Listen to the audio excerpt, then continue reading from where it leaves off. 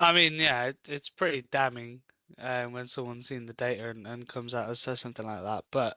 to be seventh in the championship and you don't understand the car's not too terrible. I don't think going into a new team, but you would generally expect more out of Lewis Hamilton probably being the best driver of all time. And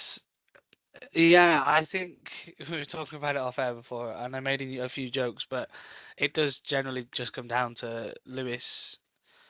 I mean, Martin Brundle said he struggles to buy that Lewis doesn't understand the car, but then contradicts himself directly in the next quote that I'm reading by saying, I just think Lewis hasn't gelled with the car, so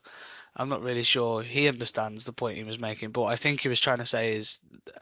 like you said, going from driving one particular way for so long, being successful with it, knowing what you're going to get from a car that you have molded in that Merc, sort of like Max has with the Red Bull, that is his car and how he drives it, to a Ferrari team where they've not necessarily bent to his whim. They are still very heavy on the Charles train. If you Mm, like, this is still Charles Leclerc's team, which was a bit of a debate coming into the season as to who Ferrari would maybe favour. mm, Um, and they seem to still be sticking with Charles, which is good to see from a certain perspective. And I think Lewis will eventually get to grips with this car. I mean, Sebastian Vettel has also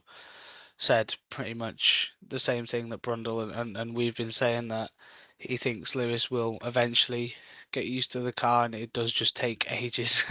to get used to mm, driving the Scuderia, especially when you move from a team that you've been successful at, and like you sort of have to rebuild all that racing craft. So I don't think Lewis is necessarily going to have a disaster season, but it probably won't be a season where he's fighting for the championship